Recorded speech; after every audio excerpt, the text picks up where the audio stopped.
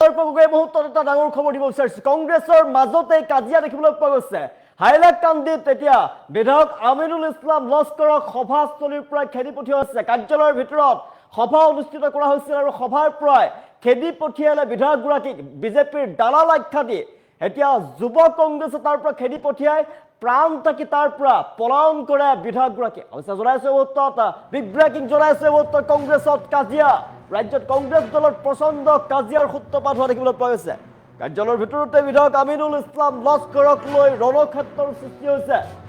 ভয়ংকৰ পৰিস্থিতি বিৰাজ কৰিছে বাক বিতণ্ডাৰ পাছতেই এটা কংগ্ৰেছ কাৰ্যালয়ৰ পৰা প্ৰাণ লৈ পলাল বিধায়ক আমিনুল ইছলাম লস্কৰ আমিনুল ইছলামক লৈ এতিয়া উত্তপ্ত হৈ পৰিছে পৰিস্থিতি যুৱ কংগ্ৰেছে দৌৰাই খেদি পঠিয়াইছে আমিনুল ইছলাম লস্কৰ হাইলাকান্দি কংগ্ৰেছ ভৱনত হৈছিল কংগ্ৰেছৰ পৰ্যালোচনা সভা আৰু এই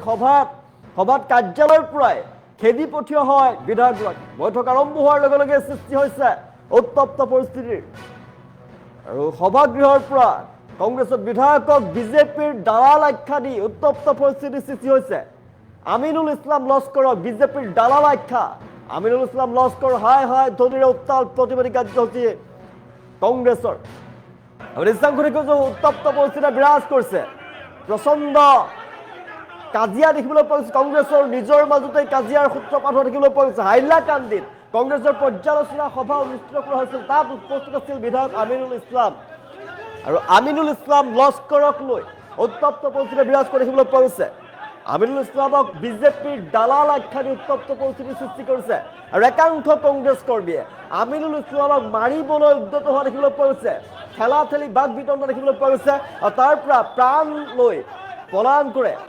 যেনে তেনে তাৰ পৰা পলাই কৰিবলৈ সক্ষম হৈছে বিধায়কগৰাকীয়ে ৰাজ্যত কংগ্ৰেছ দলৰ প্ৰচণ্ড কাজিয়া কাৰ্যালয়ৰ ভিতৰতে বিধায়ক আমিনুল ইছলাম লস্কৰক লৈ ৰণক্ষেত্ৰৰ সৃষ্টি হোৱা দেখিবলৈ পোৱা গৈছে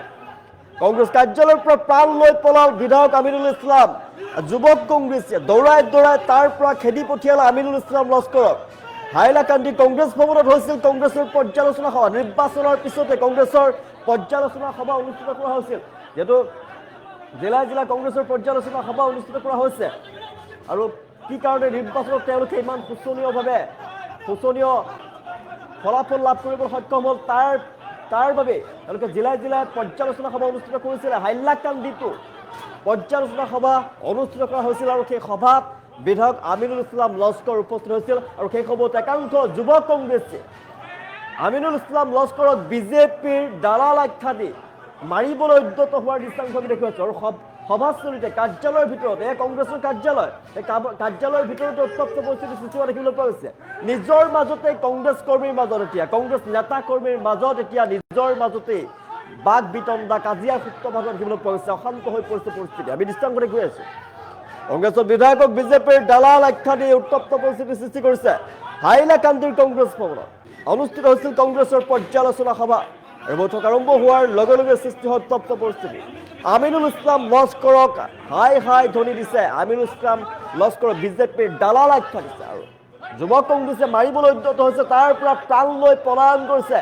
তাৰ পৰা প্ৰাণ লৈ যেনে তেনে তাৰ পৰা পলায়ন কৰিছে বিধায়ক আমিনুল ইছলাম লস্কৰ দৌৰি কংগ্ৰেছৰ কাৰ্যালয়ৰ পৰা পলাই সাৰিছে বিধায়কগৰাকী আমি দৃশ্যাংশ দেখুৱাই আছো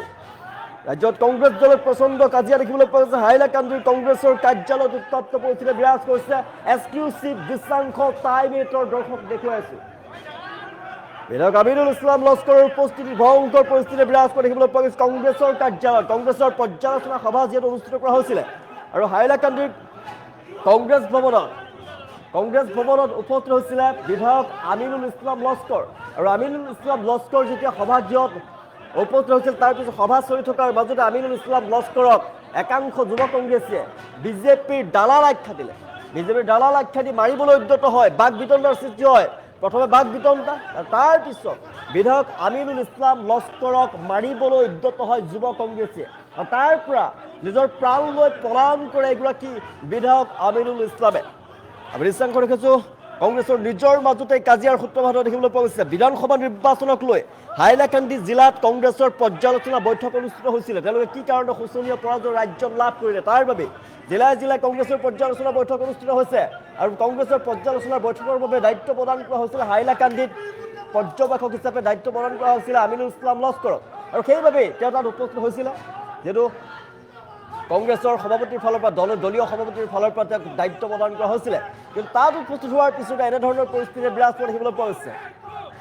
শুভৰ সন্মুখীন হৈছে এতিয়া কংগ্ৰেছৰ যুৱ কংগ্ৰেছে তেওঁক এতিয়া তাৰ পৰা খেদি পঠোৱা দেখিবলৈ পোৱা গৈছে তেওঁলোকৰ নিজৰ মাজতে মিল নাই বিধায়কগৰাকীক আমিনুল ইছলাম লস্কৰক বিজেপিৰ দালাল আখ্যা দিছে কংগ্ৰেছে তেওঁৰ বাবে কংগ্ৰেছ হাৰিলে বুলি এতিয়া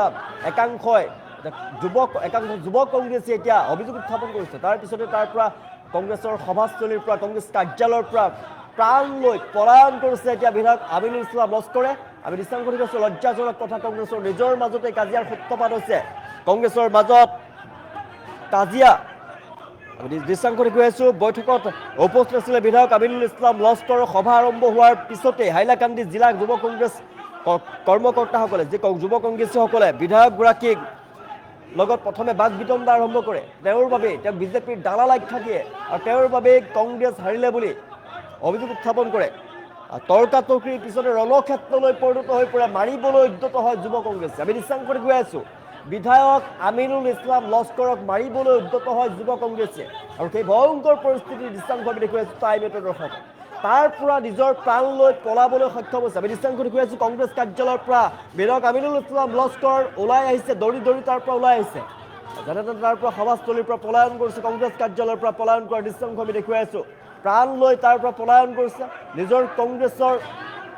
মাজতে তেওঁলোকৰ এতিয়া কোনো ধৰণৰ মিল নাই নিজৰ মাজতে এনেধৰণে কাজিয়াত লিপ্ত হৈ পৰিছে কংগ্ৰেছ ৰাজ্যৰ কংগ্ৰেছ দলত প্ৰচণ্ড কাজিয়া প্ৰাণ লক্ষ্য কৰি বিধায়কগৰাকীয়ে পলায়ন কৰিছে কংগ্ৰেছ কাৰ্যালয়ৰ পৰা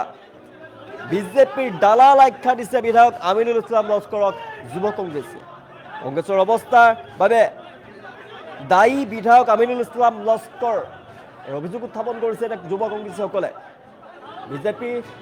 বিজেপিৰ দালাল আমিনুল ইছলাম লস্কৰৰ বাবেই কংগ্ৰেছে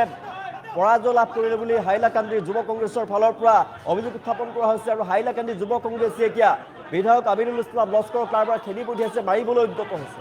কংগ্ৰেছ কাৰ্যালয়ৰ পৰা নিজৰ প্ৰাণ লৈ পলায়ন কৰাৰ দৃশ্যাংশ আমি দেখুৱাইছোঁ বিধায়ক আমিনুল ইছলাম লস্কৰে কংগ্ৰেছ কাৰ্যালয়ৰ পৰা নিজৰ প্ৰাণ লৈ পলায়ন কৰিছে কাৰ্যালয়ৰ ভিতৰত বিধায়ক আমিনুল ইছলাম লস্কৰক প্ৰথমে তৰ্কাতৰ্কি তাৰপিছত খেলাত হতাহতিৰ সৃষ্টি হোৱা দেখিবলৈ পোৱা গৈছিলে মাৰিবলৈ উদ্যত হৈছিল একাংশ যুৱ কংগ্ৰেছে আৰু প্ৰাণ লৈ কংগ্ৰেছ কাৰ্যালয়ৰ পৰা পলায়ন কৰিছে হাইলাকান্দি কংগ্ৰেছ কাৰ্যালয়ত পৰ্যালোচনা সভা আছিলে